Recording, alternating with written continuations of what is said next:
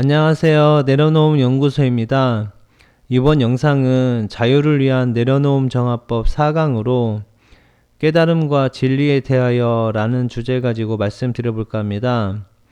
마음 정화를 하거나 마음 공부를 하다 보면 자연스럽게 깨달음과 진리에 대한 궁금증이 생기게 되는데요. 그래서 이번 영상에서는 깨달음과 진리에 대한 저의 생각을 한번 말씀드려 볼까 합니다.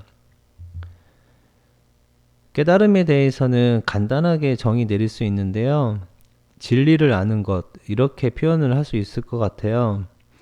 진리를 안다는 것은 답을 이미 알고 있다는 의미이기 때문에 그러면 깨달은 상태라고 이제 이해를 할 수 있다고 생각을 가집니다. 물론 우리 모두는 이미 온전한 존재고 깨달은 존재입니다. 그런데 우리 표면 의식이 그걸 알아차리지 못하기 때문에 깨닫지 못한 상태로서 이제 존재를 하는 거죠. 그래서 결국은 진리를 안다는 것은 표면 의식, 우리 생각과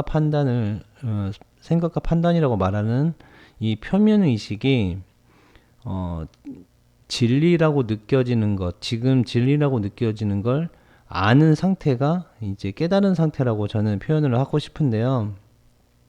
이제 그래서 진리를 아는 것이 깨달은 상태라고 이제 말을 한다면 진리가 이제 무엇인지만 알면 깨달음은 누구나 쉽게 얻을 수 있다고 생각을 가집니다.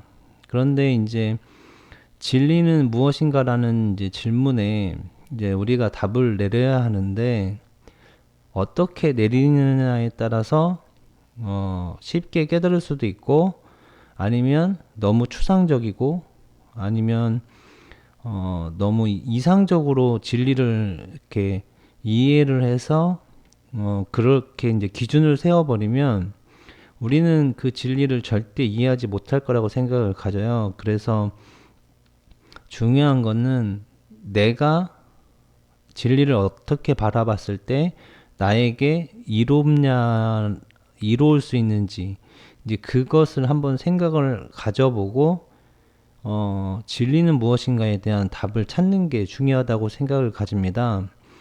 이제 그래서 저는 진리라는 것을 이제 내릴 때 온전함과 자유를 주는 것이 진리라고 저는 이제 정의를 내렸는데요. 온전함과 자유는 어, 내가 누리다가도 어떨 때는 다시 이제 깨지게 됩니다. 어떤 문제가 발생하거나 어떤 오류가 발생하면 온전함이 이제 깨지게 되는데 그래서 온전함과 자유를 주는 것이 진리라는 의미는 특별하게 정해진 답이 없다라는 거예요. 그 순간순간 계속 답이 바뀐다는 의미죠. 그래서 정해진 진리라는 것은 없다라는 어떤 답이 되기도 합니다. 그래서 바로 지금 나에게 필요한 것 그리고 그 필요한 것이 나에게 온전함과 자유를 준다면 그것이 지금 나에게는 진리로서 존재한다고 저는 표현을 하고 싶어요. 그래서 많은 지식을 가지고 있거나 많은 경험을 했거나 이런 거랑은 아무 상관이 없어요. 그냥 내가 지금 나에게 주는 무언가를 만났는데 그것이 내면으로부터 이렇게 올라오든지 아니면 외부의 것을 보고 내가 그것을 어떻게 받아들이냐에 따라서 그것이 나에게 온전함과 자유를 주었다면 그것도 외부에서 온 것도 이제 나에게 이제 진리가 되는 거죠. 바로 지금. 그래서 바로 지금 나의 순수한 자유의지가 저는 진리라고 생각을 가집니다. 고정된 것이 아니라, 진리는 고정된 것이 아니라, 바로 지금 나에게 온전함과 자유를 줄 수 있는 순수한 자유의지만이 진리가 될 수 있다고 저는 생각을 가지고 있고, 그리고 그렇게 생각을 가졌을 때 어떤 것에도 얽매이지 않고 모든 것을 수용을 하면서 그 중에 나에게 가장 필요한 거, 온전함을 주는 거, 이런 것들을 이제 수용하면서 하루하루를 이제 살아갈 수 있기 때문에 지금 어떤 진리는 이것이다라고 정해진 어떤 답을 저는 가지지 않는 걸 원칙으로 하고 있습니다. 물론 보편적 진리라 그래서 누구에게나 적용되는 진리가 있어요. 그거는 제가 뒤에서 설명을 드리고, 제가 지금 중요시 이제 말씀드리고 싶은 거는 진리라는 것은 정해진 게 없다라는 거. 그리고 진리를 만나면 반드시 온전함과 자유를 주기 때문에, 온전함과 자유를 주지 않는다면 그것은 나에게 진리가 될 수 없다라는 거죠.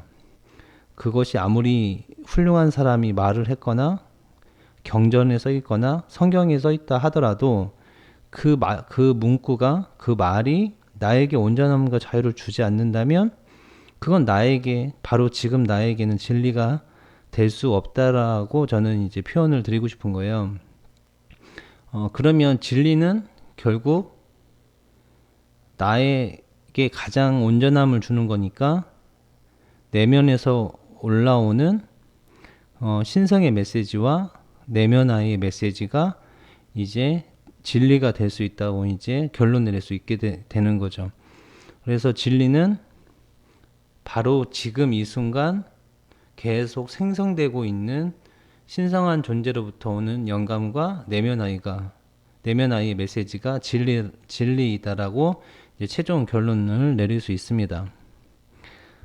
그러니까 정화에 대해서도 저는 이제 강조를 하고 있어요.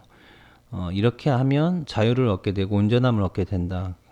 하지만 정화 자체는 진리가 아니라 방법이죠. 그래서 이제 정화라는 것은 순수한 자유의지, 그러니까 영감과 내면의 메시지, 내면아의 메시지를 표면의식, 우리의 생각과 판단이 이해할 수 있게끔 만드는 방법이에요. 근데 이 방법은 여러 가지 방법들이 있습니다. 명상도 있고, 뭐 호흡법이 있을 수도 있고, 뭐 요가도 있고, 기도의 방법도 있고, 여러 가지 방법들이 있죠. 그 중에 하나의 방법이죠. 이 미용고사 정화법은. 그런데 정화는 제가 생각하기에 탁월하기 때문에 소개를 해드리는 거고, 결국 진리를 만나는 것.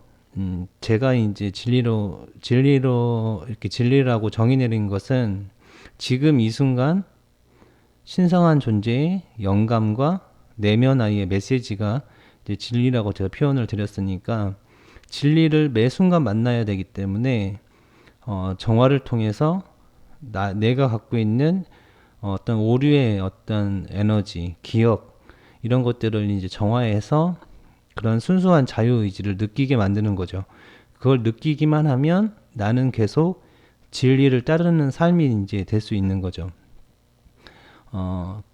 그런데 이제 그 신성한 존재의 영감 그리고 내면화의 메시지가 좀 차이가 있는데요. 이제 신성한 존재의 영감은 창조예요. 그래서 존재하지 않았던 건데 이제 올라오는 거죠. 그 메시지가. 내면화의 메시지는 기존에 존재했던 건데 지금 이 순간 가장 탁월한 선택이에요. 이걸 좀 설명을 드리자면, 예를 들어서 제가 노트북으로 지금 영상을 만들고 있는데 맨 처음에 PC 이제 컴퓨터가 나왔어요.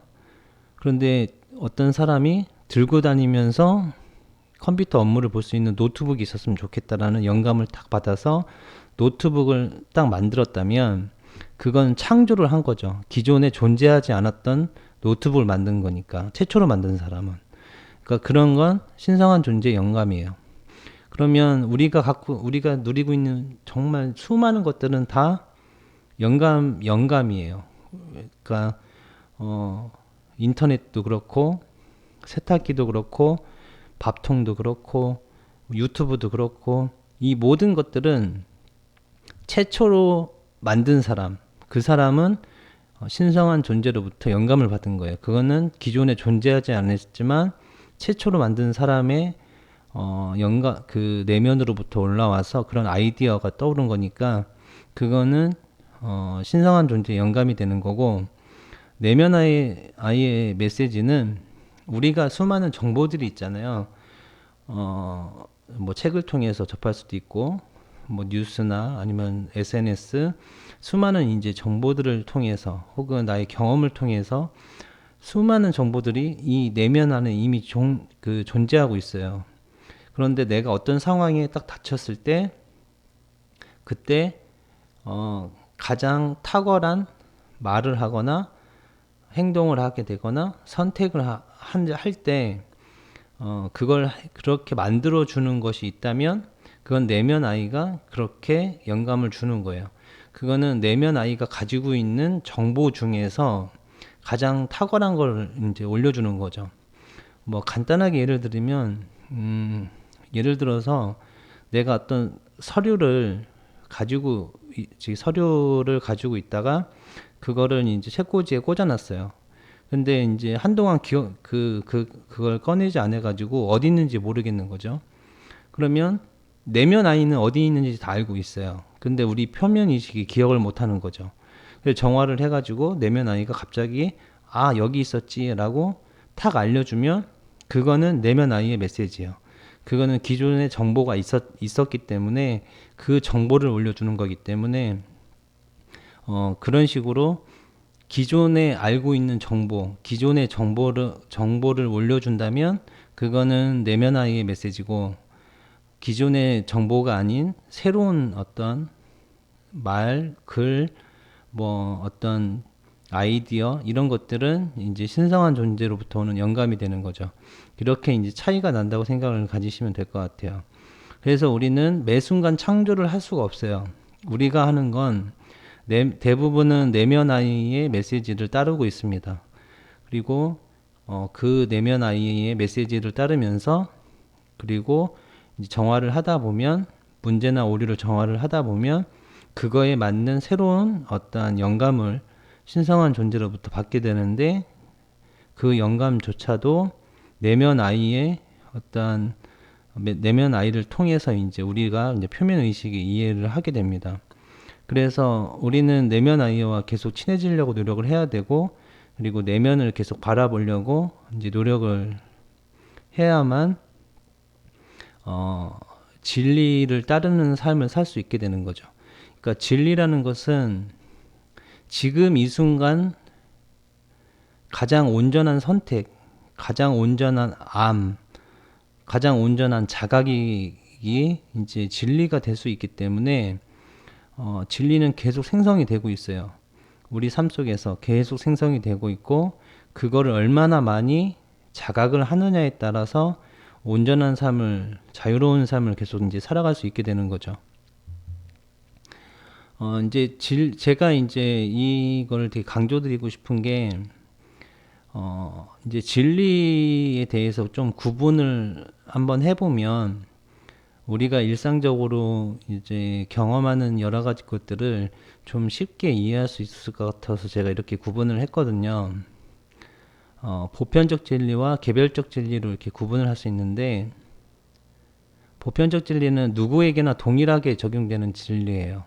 이거는 뭐 미국 사람에게도 뭐 혹은 아프리카 사람에게도 과거에 있던 사람도 미래에 있는 사람도 누구에게나 동일하게 적용되는 진리, 이걸 보편적 진리라 그러고, 이제 개별적 진리는 때나 상황, 조건 그런 거에 따라서 달라지는 진리예요.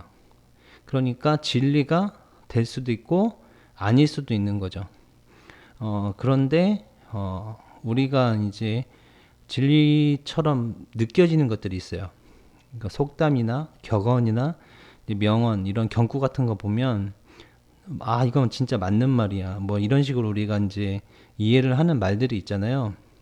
근데 그것도 저는 보편적 진리를 보는 게 아니라 이제 개별적 진리를 보고 있어요. 그래서 우리가 알고 있는 99.9%는 거의 다 개별적 진리라고 생각을 하시면 될 것 같아요. 이제 설명을 좀 드리자면, 이제 보편적 진리는 모든 사람에게 동일하게 되는 거예요. 그래서 모든 존재는 신성한 존재와 함께하고 있다. 저는 그렇게 생각을 가지고 있거든요. 우리가 존재를 한다는 것은 신성한 존재와 함께 늘 하고 있기 때문에 저는 존재할 수 있다고 생각을 가집니다. 그래서 이거는 나뿐만 아니라 다른 사람도, 심지어 동식물도 다 동일하게 이제 적용이 되기 때문에 보편적 진리로 보는 거죠. 그리고 이제 저의 좌우명이기도 한 모든 것은 나로부터 비롯된다라는 이것도 보편적 진리로 저는 생각을 가집니다. 물론 이제 이것을 제가 이제 앞 강의에서도 말씀드렸듯이 내가 존재함으로 인해서 나의 우주가 펼쳐진다는 거죠. 내가 존재하기 때문에 타인이 생기고 세상이 내 눈에 보여지고, 그리고 여러 가지 상황과 문제가 나에게 주어지고, 평화도 어떤 행복도 결국은 내가 존재를 하기 때문에 이제 다 발생을 한다는 거죠. 그래서 잘잘못을 의미하는 게 아니에요. 나의 잘못이다, 나의 어떤 내가 잘한 것이다, 이런 의미가 아니라 나의 존재로부터 모든 것이 비롯됐다라는 의미죠. 그래서 이거는 나뿐만 아니라 뭐 미국 사람이든 아프리카 사람이든 과거에 있던 사람이든 미래에 있던 사람이든 그 사람 모든 사람에게 동일하게 되는 진리라고 이제 이해할 수 있는 거죠. 그리고 불교의 가르침 중에 일체 유심조, 모든 것은 마음에서 지어낸 것이다라는 이제 의미인데, 저는 이것도 보편적 진리로 이해를 하고 있습니다. 그래서 모든 사람에게 적용되는 불변의 진리인데 때나 상황, 조건에 영향을 받지 않아요. 이거는 그냥 늘 그런 거예요. 그래서 늘 그렇기 때문에 보편적 진리로 이제 이해를 하는 거죠. 근데 이 보편적 진리를 내가 깨달았다 하더라도 이것만으로 온전함을 계속 유지할 수가 없어요. 온전함이라는 것은 풍요, 뭐 평화, 행복, 자유, 이런 것들을 다 이제 포함을 하고 있는데, 내가 이런 보편적 진리를 안다고 하더라도 나에게 주어지는 어떤 문제에 대해서, 어떤 사건에 대해서, 상황에 대해서 이거를 내가 다른 관점으로 볼 수 있는 시각이 열리고, 그것을 초월할 수 있는 어떤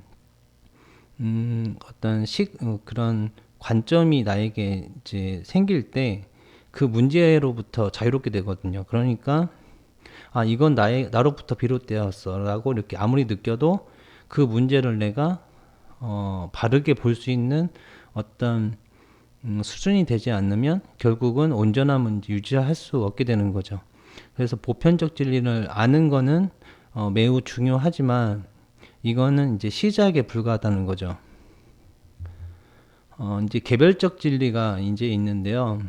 혹은 상황적 진리라고 이제 표현을 할 수 있습니다. 이제 예를 들어서 내가 당해서 싫은 것은 남에게 하지 말라.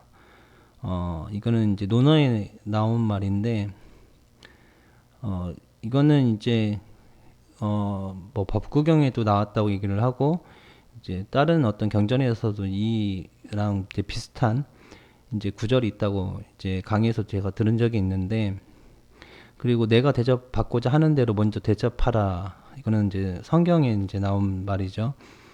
이거를 이 두 가지를 황금률이라 그래가지고 이것만 지켜 나가면 이제 우리는 이제 평화롭게 된다고 표현을 합니다. 그러니까 정말 좋은 세상을 이제 맞이하게 되는 거죠. 모든 사람들이 정말 이거를 지켜 나간다면.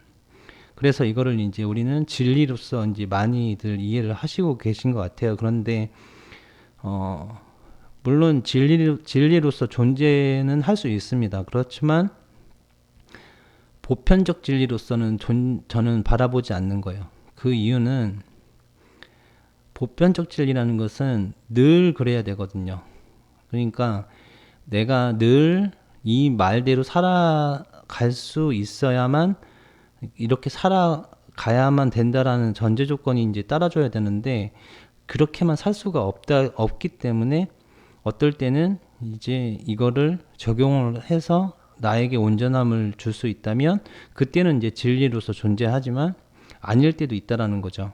요거는 제가 뒤에서 좀 더 설명을 드릴게요. 이런 식으로 어떤 좋은 구절이든 우리가 알고 있는 수많은 어떤 글들도 알고 보면 다 어떤 그 나에게 항상 늘 그것이 100% 적용이 되지 않는다는 거죠.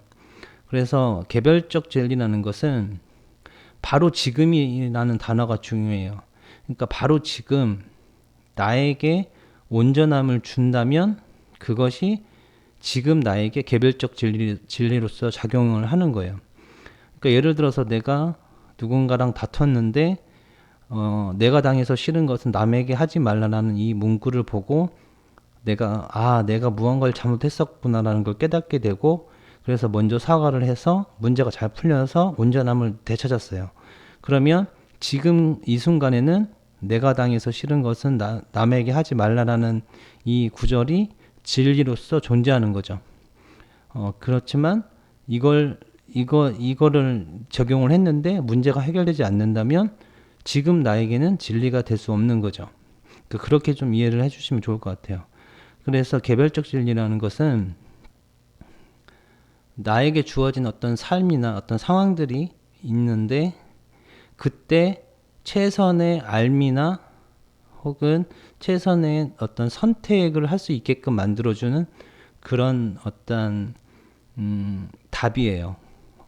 그렇게 이해를 하시면 될 것 같아요. 그래서 어떤 인연을 만나거나 사건을 만나거나 어떤 상황을 접할 때 그것에 대해서 참 의미를 좀 이해하게 되고 또 다른 관점이 열리게 되고 그래서 어떤 새로운 시각으로서 그 상황과 어떤 그런 사건들을 이해할 수 있게 되면서 내 안에 온전함, 그러니까 평화, 풍요, 행복, 자유 등을 이렇게 만들어 줄 수 있다면 그것은 바로 지금 개별적 진리로 존재를 하는 거죠. 그러니까 그 순간만큼은 진리로서 존재를 하는 거죠. 그러니까 바로 지금 나에게는 진리로서 존재하는 거죠. 그래서 바로 지금의 알미나 선택을 의미를 해요. 그래서 우리는 수많은 개별적 진리를 가지고 살아가는 거예요. 이것을 어떤 책을 통해서 배울 수도 있고 아니면 내가 자각을 해서 계속 이제 알아갈 수 있는 거죠. 그래서 중요한 거는 바로 지금 나에게 온전함과 자유를 준다면 그것은 진리로서 존재를 하는 거죠. 다만 제일 중요한 것은 늘 그렇게 꼭 해야 되는 거라면 보편적 진리가 되는 거고 늘 그렇게 꼭 해야 되는 게 아니라면 개별적 진리가 돼서 그렇게 따를 때도 있고 그렇게 안 할 때도 있고 그렇게 이제 선택적으로 하는 거죠. 그래서 개별적 진리는 하나의 지혜 혹은 비결이라고 표현을 할 수 있어요.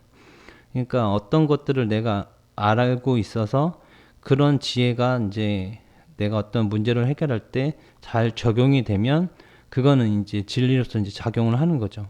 혹은 이제 뭐 돈을 버는 어떤 비결도 많잖아요. 그리고 그건 시대마다 또 다르잖아요.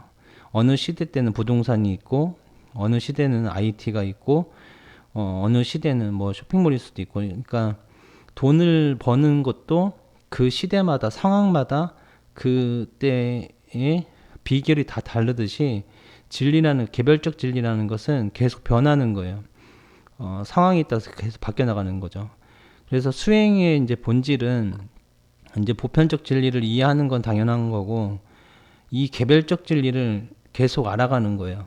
그래서 사랑에 대해서도 얼마든지 해석할 수 있고 다르게 해석할 수 있고 어떤 인간관계에 대해서도 다시 나름대로의 어떤 여러 가지로 이제 생각을 할 수 있겠죠. 하지만 그렇게 내가 생각한 그것이 늘 그렇게 작용을 하지 않는다는 거죠.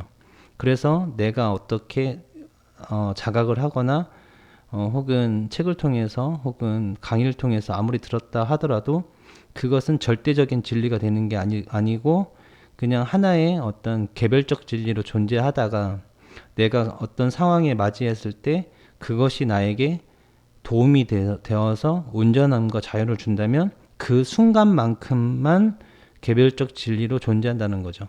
그러니까 개별적 진리도 나의 기준으로 항상 이해를 하는 것이 매우 중요하다고 생각을 가집니다. 그래서 삶에 대한 지혜가 많으면 이제 온전한 선택을 잘 해나갈 수 있잖아요. 그래서 이 개별적 진리를 내가 얼마나 많이 알고 있느냐, 이거는 이제 매우 이제 중요한데요. 근데 여기에서 중요한 게 이제 지혜를 지식의 형태로 가지고 있으면 안 돼요. 이게 어떤 의미냐면, 그러니까 지식의 형태로 갖게 되면 그게 고정관념이 돼버려요. 그러니까 개별적 진리라는 것은 늘 그렇게 해야 되는 게 아니기 때문에 이것을 알고 있는 건 괜찮지만 그렇게만 해야 된다라고 내가 자꾸 생각을 가져버리면 내 안에서 지금 이 순간은 이게 정답인데라고 알려주더라도 지식의 형태에 갇혀버려서 내면의 메시지를 들을 수가 없어요. 그러면 내면의 메시지가 정말 나에게 필요한 진리인데 지식의 형태로 내가 가지고 있으면 그 내면에서 올라오다가 이 지식은 기억의 형태로 이제 가지고 있게 되는 거니까 그 기억에 가로막혀서 그것이 표면 의식으로 표면 의식이 이해를 할 수 없게 됩니다. 그래서 지혜는 이런 거구나라고 그냥 느낌 정도로만 이해하시는 게 좋아요. 그러니까 불교에서도 깨달음을 얻었으면 그 깨달음을 버리라는 어떤 가르침이 있습니다. 그러니까 그 깨달음은 늘 그래야 하는 깨달음이 아니라는 거예요. 그 순간 그렇게 깨달아서 잘 활용했으면 그냥 버리라는 거예요.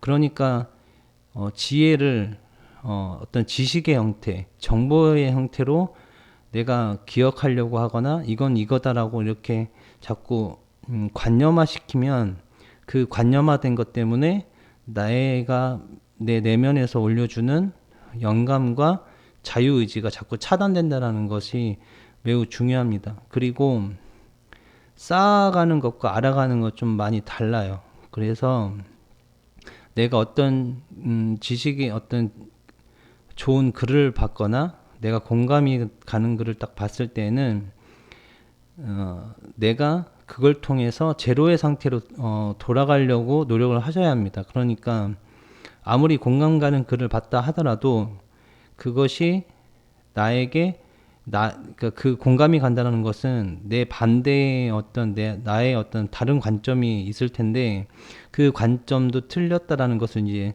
내가 이런 고정관념이 있었구나라는 걸 알려준 거기 때문에 그러면 그 나의 고정관념을 녹여버리는 용도로 이제 사용을 하시는 거죠. 그런 어떤 수많은 좋은 글이든 좋은 관점이든 좋은 논리든 어떤 것이든지 간에 이것이 맞다라고 이렇게 접근하는 것이 아니라 이런 거구나, 이런 게 있구나, 이 정도로만 이해를 하고 내 안에 있는 고정관념을 그걸 통해서 정화하는 느낌으로 수용해 가는 게 매우 중요합니다. 그래야만 내가 늘 제로의 상태에 존재할 수 있고 내가 어떤 관념, 개별적 진리에도 얽매이지 않은 순수한 상태로 이렇게 존재를 할 수 있기 때문에 그런 상태가 되면 자연스럽게 내면의 메시지를 순간순간 따르는 그런 진리, 그 내면의 메시지가 나에게는 가장 온전한 진리이기 때문에 진리를 매 순간 따르는 삶을 이제 살아갈 수 있게 되는 거죠. 그리고 선택의 순간은 끊임없이 이제 다가오고 있기 때문에 알미라는 건 그리고 늘 이제 진화하고 그리고 계속 생성되기 때문에 개별적 진리라는 것은 수없이 존재합니다. 그리고 이건 끝이 없어요. 그래서 내가 어떤 걸 아무리 깨달았다 하더라도 그 깨달음을 고정화시키고 지식화시켜서 그걸 자꾸 개념화시켜서 내가 쌓아서 가지고 있으면 나는 더 이상 그 제로의 상태를 유지할 수 없기 때문에 신성에서 오는 새로운 어떤 더 높은 차원의 것들을 계속 받을 수가 없게 되는 거죠. 그래서 개별적 진리는 그냥 이런 거구나라는 느낌으로만 그냥 이해를 하고 쌓는 것이 아니라 그냥 나의 어떤 고정관념을 녹여버리는 용도로만 계속 사용하려고 그런 어떤 마음을 쓰는 것이 되게 중요합니다. 개별적 진리를 잘 설명을 한 게 노자 도덕경의 첫 구절이에요. 도가도 비상도라는 첫 구절인데 이거를 이제 표현을 보통 이제 이렇게 표현을 하는데, 말할 수 있는 도는 늘 그러한 도가 아니다, 이제 이렇게 이제 표현을 하고, 진리는 말로써 한정 지을 수 없는 그런 성질의 것이 아니다, 이제 이렇게 이야기를 하고, 도를 도라고 말할 수 있으면 영원한 도가 아니다. 그리고 항상 고정되어서 뭐 변하지 않는 도가 있다고 한다면 그것은 참된 도가 아니다.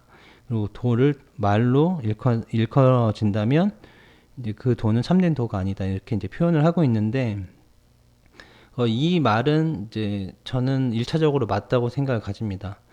그러니까 우리가 아까 지금 이건 개별적 진리라고 말씀을 드렸잖아요. 그래서 내가 이게 맞다, 그러니까 이게 진리다, 어떤 상황에 대해서 이렇게 하면 잘 된다, 우리가 그렇게 표현을 하잖아요. 야, 이게 진리야, 지금은 이렇게 하는 게 맞아. 그리고 그게 이제 고착화되면 계속 그런 반복되는 그런 선택을 하게 되는데, 이제 도가도 비상도에서는 그걸 얘기를 하고 있는 거예요.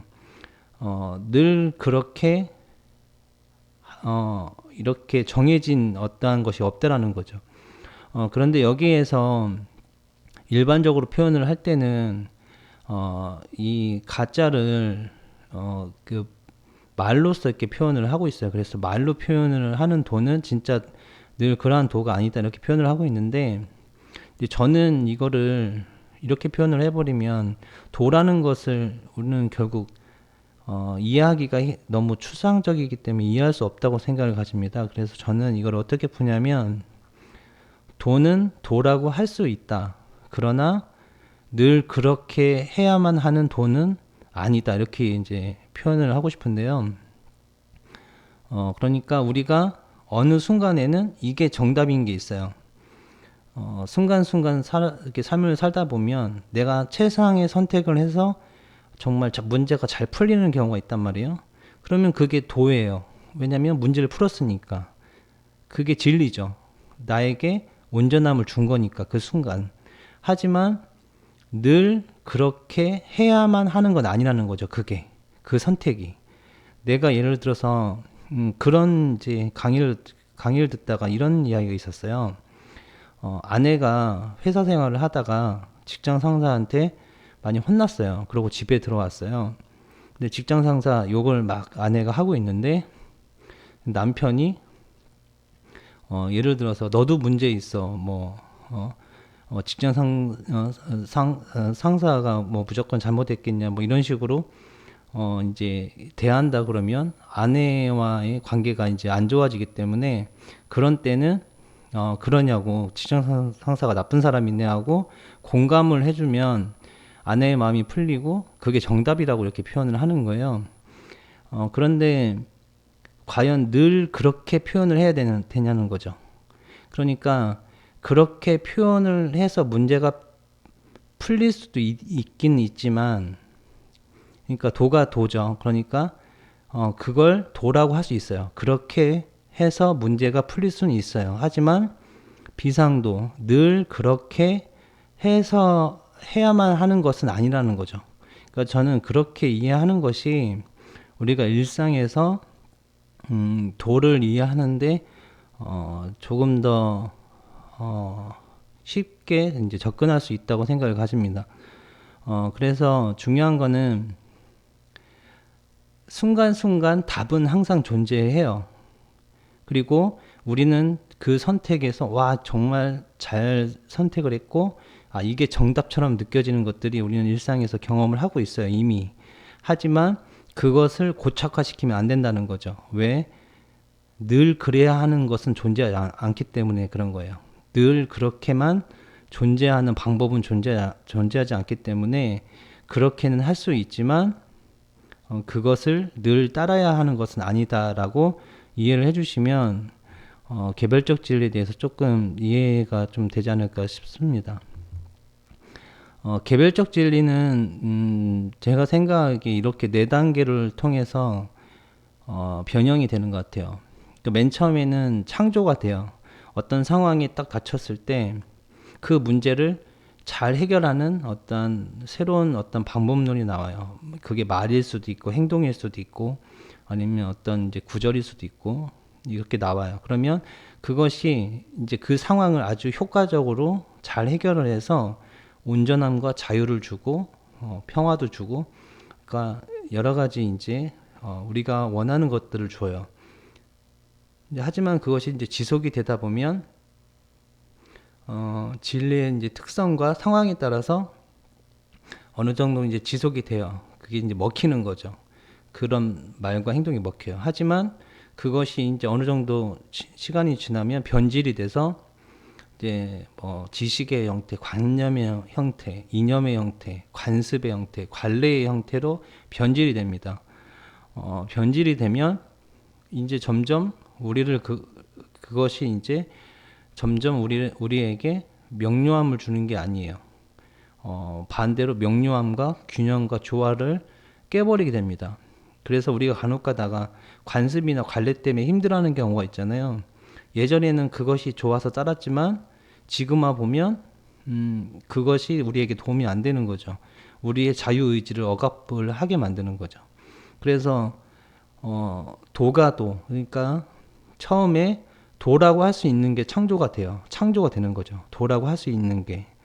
그러나 비상도, 늘 그렇게 따라야 하는 도는 없는 거예요. 그렇게 그렇게만 해야 하는 것은 없는 거예요. 왜냐하면 그런 것들이 계속 지속이 되다가 변질되고 결국은 우리에게 혼돈을 주는 거죠.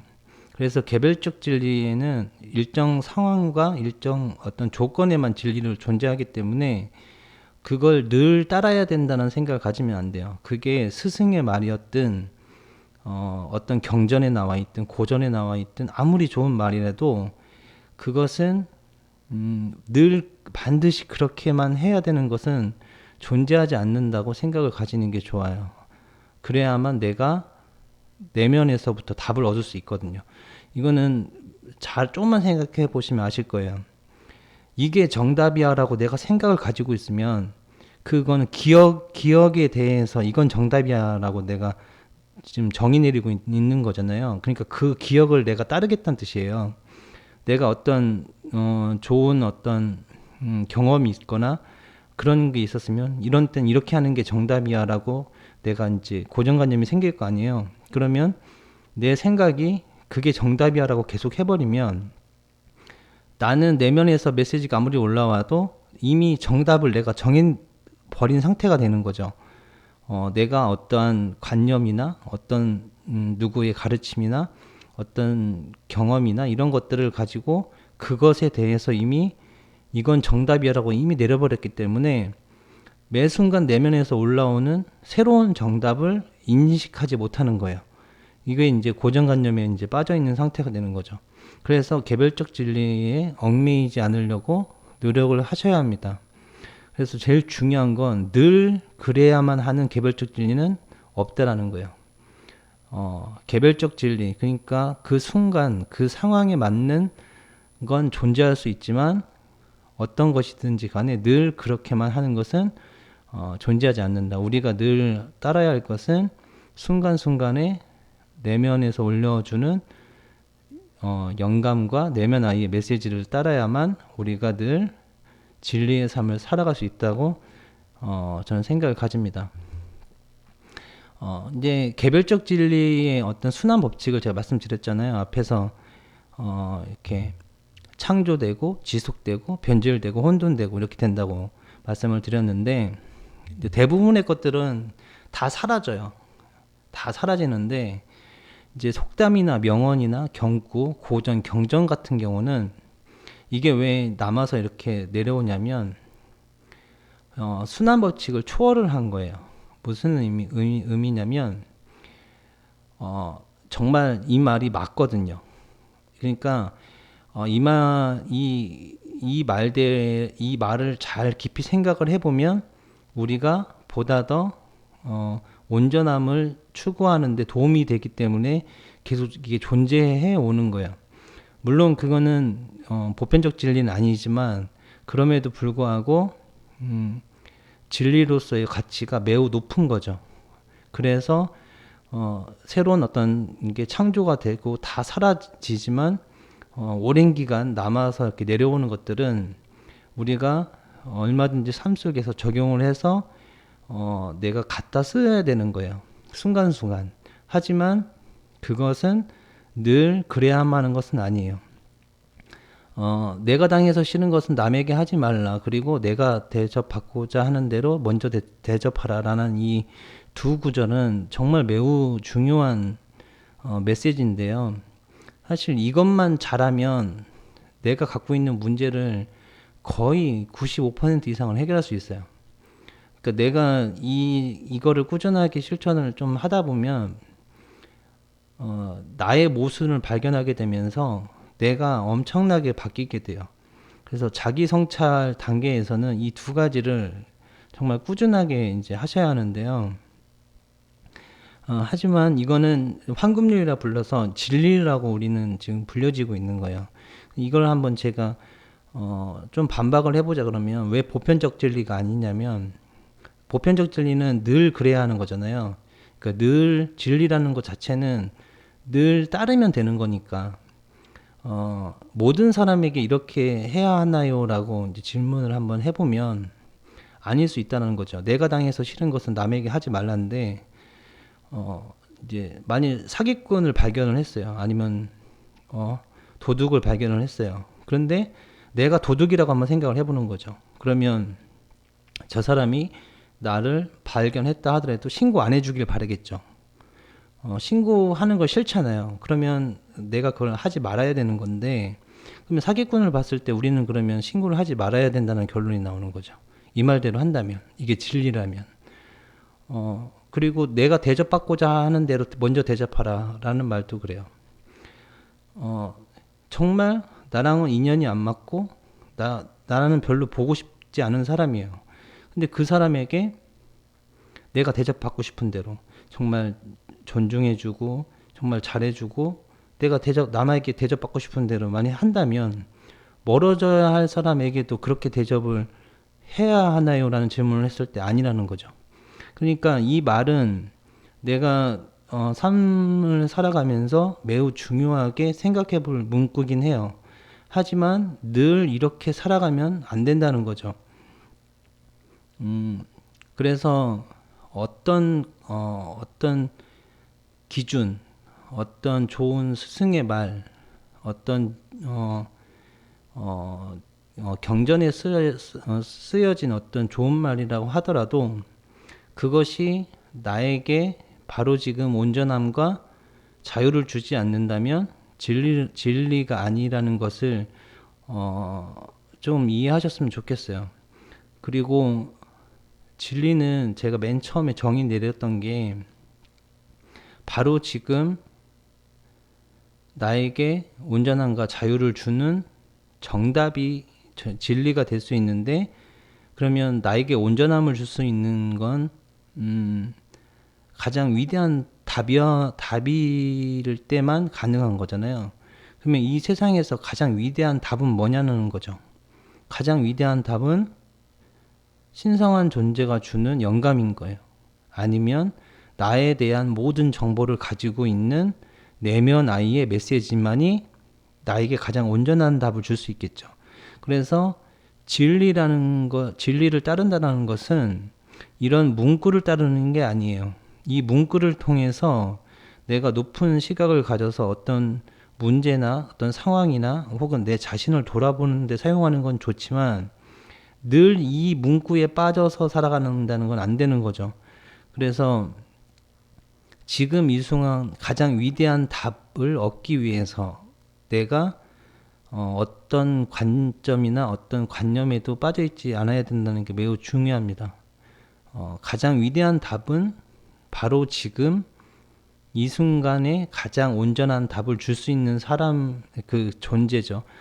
가장 온전한 답을 줄 수 있는 존재만이 줄 수 있습니다. 그 존재는 바로 신성한 존재고 내 자신의 모든 정보를 알고 있는 내면 아이만이 나에게 가장 온전한 답을 줄 수 있다는 걸 좀 이해를 하시면, 우리가 어떤 글이나 문구를 따르는 것이 아니라, 스승의 말을 따르는 것이 아니라 늘 내면의 메시지를 따라야 된다는 것을 아마 이해하실 수 있을 것 같습니다.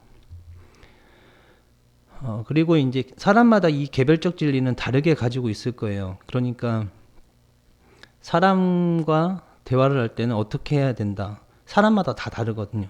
그리고 그 인식의 차이가 다 달라요. 왜냐면 얼마나 깊이 생각을 해봤고, 그리고 앞서 말씀드렸듯이 황금률이라 그래서 내가 당해서 싫은 걸 남에게 하지 말라. 내가 대접받고 싶은 대로 남에게 대접하라.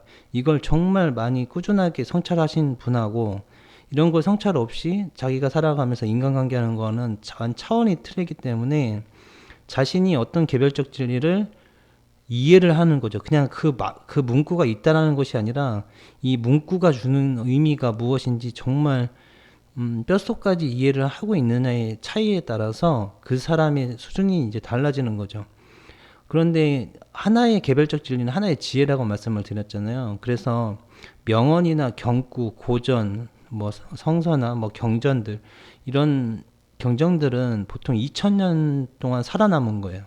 살아남은 이유는 거기에 인간으로서 얻어야 할 것이 분명히 있고, 정말 진리로서 우리가 인정할 수 있을 만한 어떤 이야기들이 담겨져 있기 때문에 그래요. 그런 의미가 있기 때문에. 그런데 우리가 예를 들어서 좋아 보이는 글들이 있어요. 좋은 글이라기보다는 좋아 보이는 글이죠. 혹은 좋아 보이는 논리, 혹은 유행, 잠시 흘러가는 이런 1, 2년 혹은 길면 3년 정도 그렇게 잠시 흘러가는 이런 책들이 있어요. 근데 이런 어떤 유행이나 어떤 새로운 글이 왔을 때 그것이 50년 뒤에도 존재할 수 있을 것인가라는 질문을 한번 해보는 게 저는 되게 중요하다고 생각을 가집니다.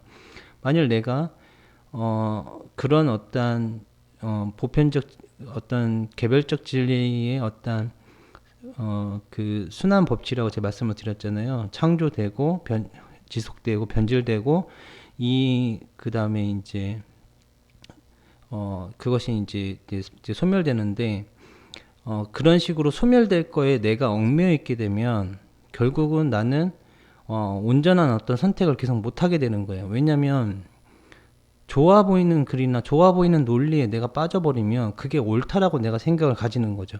그거를 맞다라고 하는 순간 나에겐 진리가 되기 때문에 내 마음이 이건 맞아 라고 하는 순간 그건 진리가 되는 거거든요. 그렇기 때문에 내가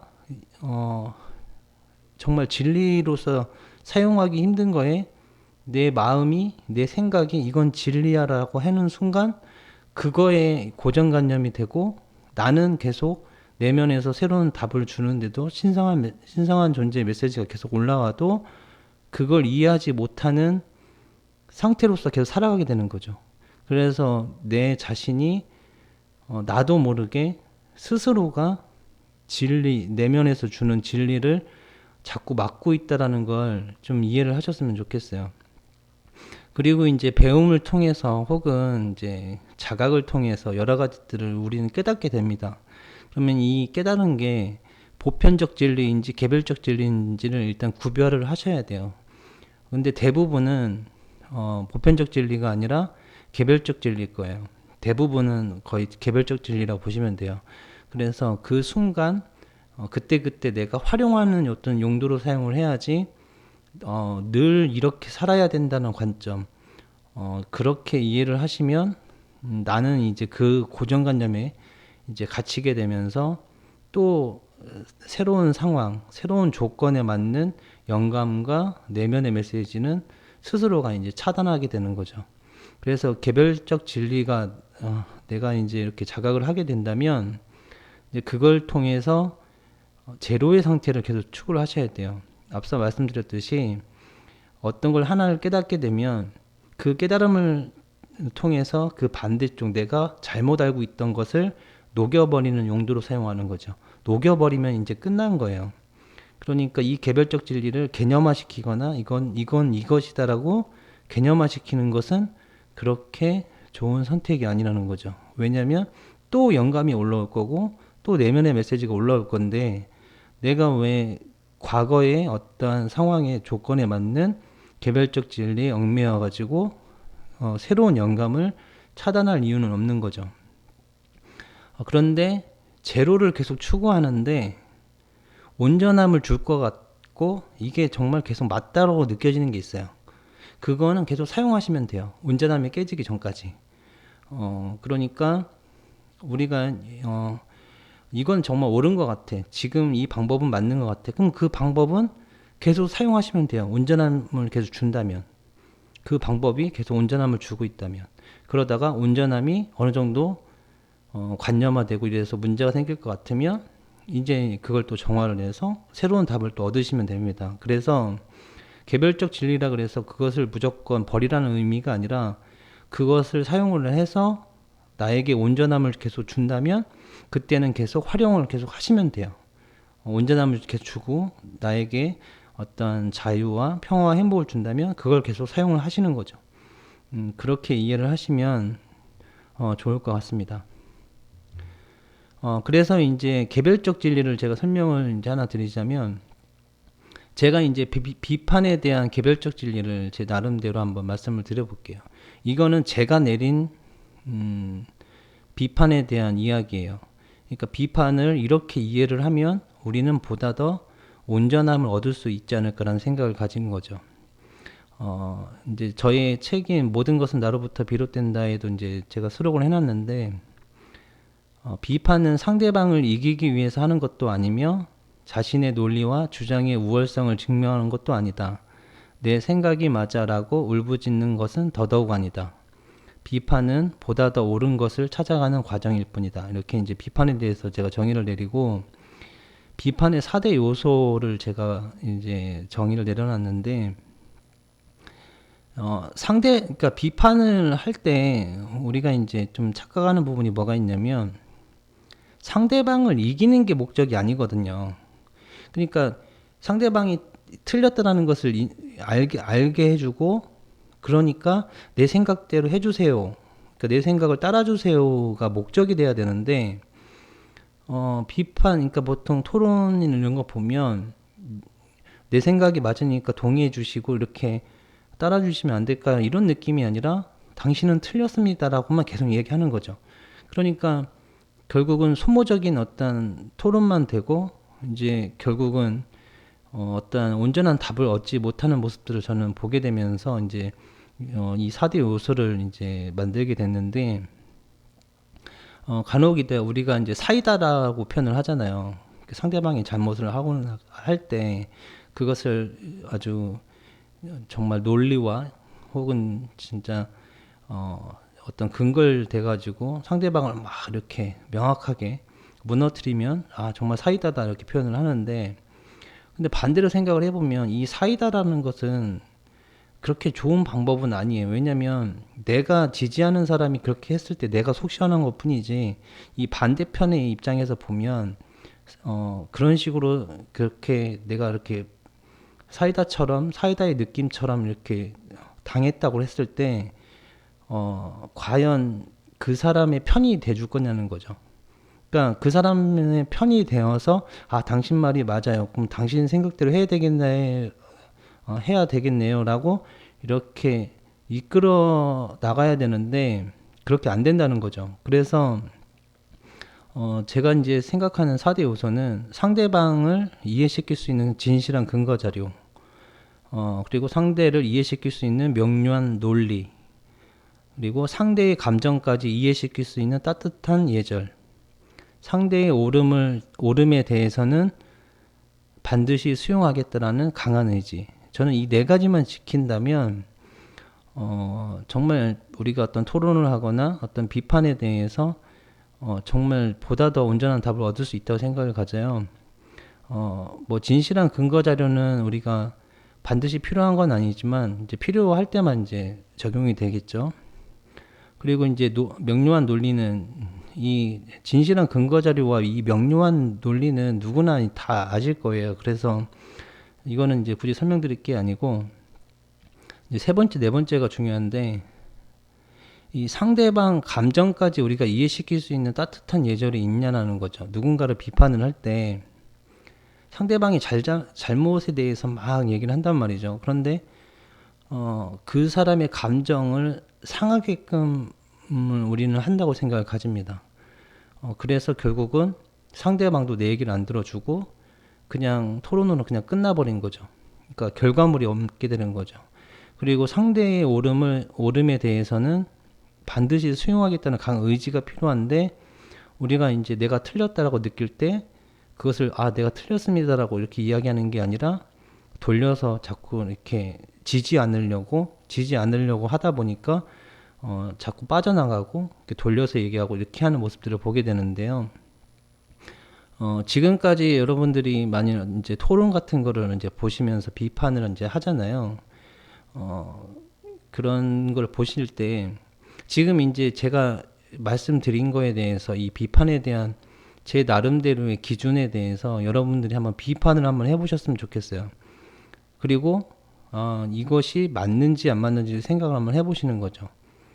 이렇게 하면 좋을 것 같다라고 생각이 많이 드셨다면, 그러면 이 기준으로 한번 다시 그 전에 했던 토론이나 이런 걸 한번 돌아보시면 좋을 것 같아요.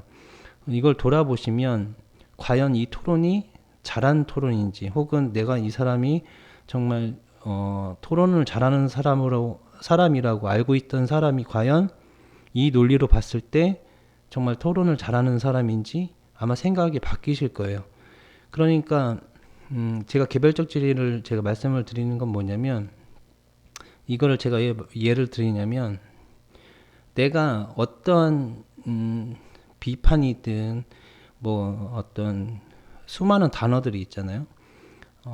그 단어에 대해서 내가 어떤 식으로 기준을 갖고 있느냐, 그러니까 내가 어떻게 나름대로 정의를 내리고 있느냐, 내가 이거에 대해서 어떻게 이해를 하고 있느냐에 따라서 전혀 다르게 보이는 거죠.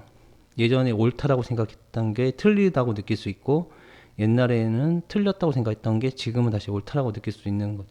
그러니까 결국은 내가 어떤 진리를 갖고 있는지, 개별적 진리를 내가 어떻게 이해를 하고 있는지에 따라서 전혀 다른 모습으로 이제 세상이 비춰지는 거예요.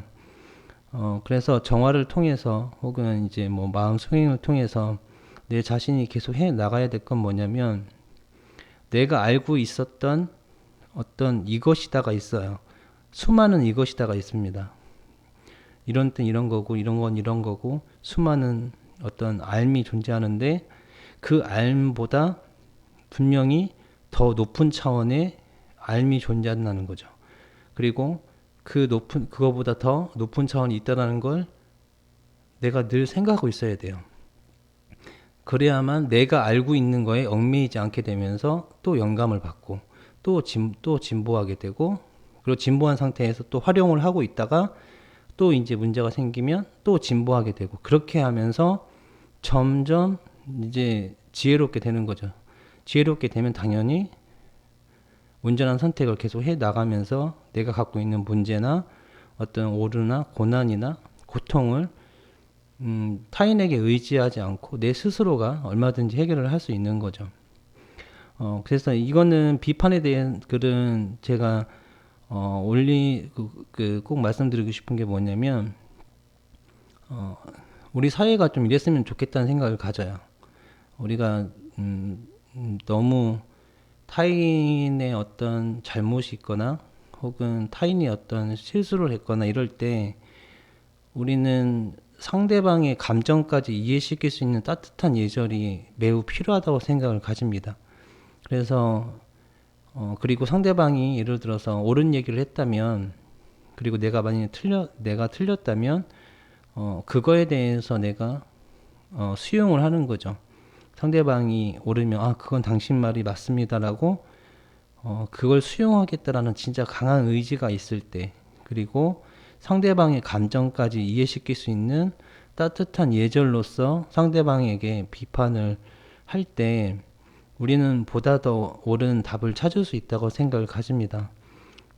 이렇게 이제 각자가 이제 자기가 경험하는 것들을 계속 정화를 하다 보면 그냥 스스로가 답을 조금씩 찾아가는 갈 수 있다고 생각을 가집니다. 개별적 진리는 무궁무진합니다. 그러니까 온전함에 대한 단어를 어떻게 해석을 할지, 그 다음에 사랑, 자유, 행복, 풍요, 평화, 이거는 어떻게 이제 표현을 다 하느냐에 따라 다 달라요. 예를 들어서 하나 사랑을 하자 그러면, 사랑은 눈물의 씨앗이라고 이렇게 노래 제목도 있잖아요. 그러면 이걸 공감하시는 분들이 계실 수 있어요. 사랑에 대한 뭐 아픈 기억이 있거나, 그래서 그러면은 만약 사랑은 눈물의 씨앗이다라고 내가 정의를 내려버리면, 이제 내가 사랑을 하려면 눈물이 날 만한 어떤 상황이 되겠죠. 이 눈물이 이제 꼭 헤어짐의 눈물을 꼭 얘기하는 건 아니에요. 어떤 눈물인지 모르겠지만 제가 이 노래를 잘 몰라서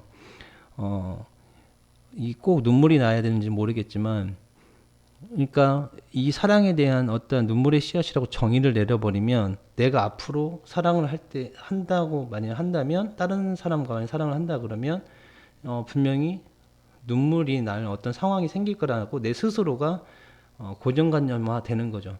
그러니까 내가 어떤 정의를 내리는 거, 이런 것부터 시작을 해서 내가 내 스스로가 나에게 고정관념을 심어주고 있다라는 것을 조금 이해를 해주시면 좋을 것 같아요. 그러니까 어떤 정의를 내리든 어떤 말과 어떤 글을 이렇게 공감을 해서 이건 맞다라고 내가 공감을 하는 순간, 그것이 나도 모르게 고정관념화 된다라는 것을 좀 이해를 해주셨으면 좋겠어요. 그래서 우리는 일상에서 직장 생활을 잘하는 방법이든 사회생활을 잘하는 방법이든 꿈을 이루는 방법, 공부나 운동을 잘하는 방법, 뭐 내면 아이와 소통하는 방법, 명상과 수행을 잘하는 방법, 이건 정말 많아요. 그래서 어떤 사람은 이렇게 해서 잘 되고 어떤 사람은 이렇게 해서 잘 되고, 다 방법이 다 가지각색입니다. 그래서 자기한테 맞는 게 있어요. 그래서 개별적 진리라는 것은 기준 자체가 나 자신에게 맞는 걸 기준으로 잡아야 합니다. 그래서 지금 이 순간 나에게 온전함을 준다면, 나의 그 문구든 그 행위든 그 말이든 어떤 것이든, 그것이 나에게 지금 온전함을 준다면 그건 나에게 지금 진리로서 존재한다는 것. 그래서 나에게는 나의 개별적 진리가 필요하다는 것이 중요하다고 말씀을 드리고 싶어요. 그리고 그 이유는 같은 상황, 같은 조건은 이 세상에 존재하지 않기 때문에 그렇습니다. 나라는 사람도 내가 어제의 나와 그리고 어제의 상황과 완전 다른 거예요. 나와도 타인하고도 다르지만 나 자신만 봤을 때도 어제의 상황과 오늘의 상황이 완전 달라지기 때문에, 이것이 최선의 정답이다, 이것이 옳은 거다, 이게 진리다 라는 것은 이미 존재하지 않습니다. 그냥 여러 가지 방법들이 있고 여러 가지 진리가 있을 뿐이에요. 진리라고 불리는 것들이 있는 것 뿐이에요. 그 중에 지금 나에게 맞는 것을 내가 가져다 쓴다는 느낌으로 좋은 말이든 좋은 강의든 어떤 스승의 말이든 뭐 누구의 어떤 이야기든지 간에 어떤 경전에 쓰여져 있든, 그것을 내가 어떻게 가져다 써서 나에게 온전함과 자유를 주는지, 그것만 염두를 하셔서 이해를 하시면 좋을 것 같습니다. 그래서 진리는 반드시 온전함을 준다는 것, 그리고 나에게 온전함과 자유를 주지 않는다면 그것은 진리로서 존재하는 것이 아니라 그저 하나의 정보고 하나의 어떤 기억으로밖에 존재하지 않는다는 것을 말씀을 드리고 싶습니다. 진리를 깨닫는 방법은 기본적으로 이제 보편적 진리를 이해를 하셔야 되는데, 보편적 진리는 그냥 머리상으로 계속 이해를 한번 계속 하시는 거죠. 모든 것은 나로부터 비롯되었다 그러면 내가 존재를 하니까 모든 상황이 펼쳐졌구나. 이게 이제 그 논리상으로 한번 생각을 해보시는 거예요. 그렇게 이해를 하시고 그런 관련된 영상도 보고 왜 내 마음에서 모든 걸 다 지어냈는지, 왜 일체 유심조가 되는지 이런 생각들을 계속 하는 거죠. 그런 생각들을 계속 하다 보면 이제 어느 순간 그게 자연스럽게 가슴으로 내려옵니다. 그러니까 너무나 자연스럽게 그렇게 이해가 되고 어떤 상황이 탁 터졌을 때 외부를 탓하거나 외부를 먼저 욕하는 게 아니라 타인을 먼저 이렇게 부정적으로 생각하는 게 아니라 내 내면부터 보는 게 자연스럽게 됩니다. 이 또한 나로부터 모든 것이 비롯됐으니까 내 마음부터 보고 내 안에 존재하는 오류의 기억을 정화하는데 이제 우선순위로 바뀌게 되는 거죠. 그러니까 가슴으로 내려오면 자연스럽게 나도 모르게 정화를 하게 될 거예요. 그리고 이제 개별적 진리는 모든 정보를 접할 때 정화를 하시는 게 일단 우선이 됩니다. 그러니까 제가 이제 좀 어떤 정보를 접할 때 좀 강조드리고 싶은 게 뭐냐면 정보를 접할 때 이것이 이다라고 수용을 해버리면 점점 그게 기억화가 됩니다. 그러니까 관념화가 돼요. 어떤 정보를 딱 보면 우리는 기본적으로 이것이구나, 이건 이거지. 그리고 공감을 하면서 점점 기억이 점점 쌓입니다. 그런데 저는 어떤 식으로 인식을 하냐면 이런 정보가 있구나 라고만 끝내요. 그러니까 이거를 진리화 시키지 않아요. 내 스스로가 이거는 맞지, 이건 이거지 라고 고정화 시키지 않는 거죠. 어떤 좋은 글을 봐도 이렇게도 볼 수 있구나, 이런 정보가 있구나, 이런 관점이 있구나, 그냥 그걸로 끝내는 거예요. 그렇게만 수용을 하는 거죠. 그래서 그냥 정보의 형태로만 내가 이렇게 접하고, 그리고 정화를 통해서 이 정보를 통해서 내가 자각을 해야 될 거를 이제 내면으로부터 이제 얻어내는 거죠. 그래서 내면으로부터 얻는 걸 이제 내 스스로가 이제 점점 이제 늘려가는 거죠. 그렇게 이제 개별적 진리들을 늘려가는 거죠. 그리고 이제 개별적 진리는 이제 정보를 이렇게 접할 때마다 이제 반응들이 생기잖아요. 어떤 거는 공감이 가고 감동이 와요. 그러면 그걸 통해서 제로의 상태로 돌아가려고, 그러니까 내가 기존에 갖고 있는 반대의 개념이나 혹은 나의 어떤 모순을 발견하는데 활용을 하면 좋고요.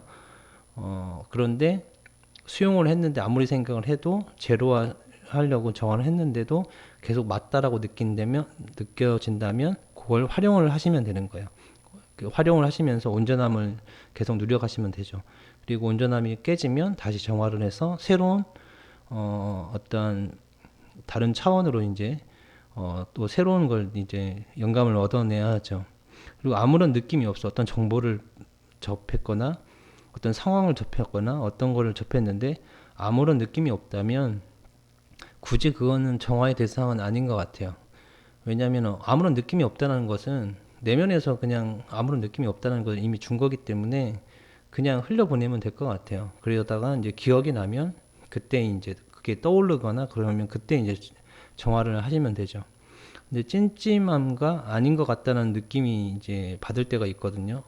그러니까 만일 제 강의를 이제 지금 듣고 계시잖아요. 그러면 어떤 부분은 수용이 되고 어떤 부분은 무슨 얘기인지 모르겠고 어떤 부분은 이건 아닌 것 같은데라고 이제 느낌을 이제 받으시잖아요. 그러면 그 순간 정화를 하시면 제가 생각했던 것보다, 그러니까 저의 이야기가 이제 찜찜하거나 아니다 싶다는 것은 제 얘기가 틀렸다는 이야기거든요. 그러니까 제 이야기가 틀렸다는 얘기면 그러면 틀렸다고 그랬으면 맞는 게 있다라는 거잖아요. 맞는 걸 내가 알고 있다는 뜻이잖아요. 그러면 그 맞다라는 것을 내가 이해가 될 때까지 정화를 하시면 돼요. 그러면 제가 여러분들에게 드렸던 오류의 정보 때문에 여러분은 정화를 하고 그 오류를 이제 극복을 하면 이제 이 사람은 이렇게 얘기는 했는데 이거보다 이게 이렇게 해석하는 게 더 좋아라고 이제 내 나름대로의 또 개별적 진리를 하나 얻게 되는 거죠. 그래서 찜찜함이나 아닌 것 같다는 느낌이 든다면 정화의 기회라고 생각을 가지시고, 그리고 그거보다 더 좋은 개별적 진리를 얻을 수 있는 기회라고 이제 생각을 하시면 됩니다. 아니면은 아집을 부리는 경우가 있을 수 있어요. 뭐냐면 분명히 상대방이 맞는 건데 내 고정관념을 무너뜨리기 싫은 거죠. 내가 틀렸다는 걸 인정하고 싶지 않은 거죠.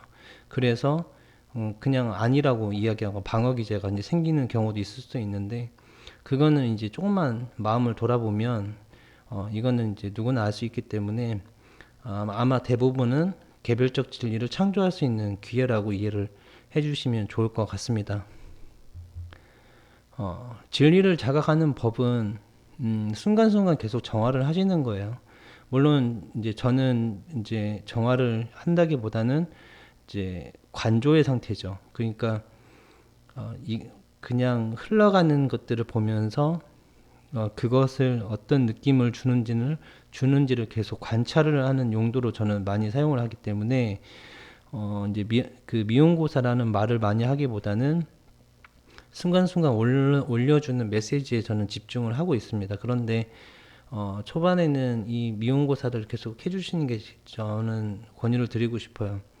왜냐하면 내 안에 수많은 관점과 어떤 기준들이 있거든요. 이미 가지고 있는.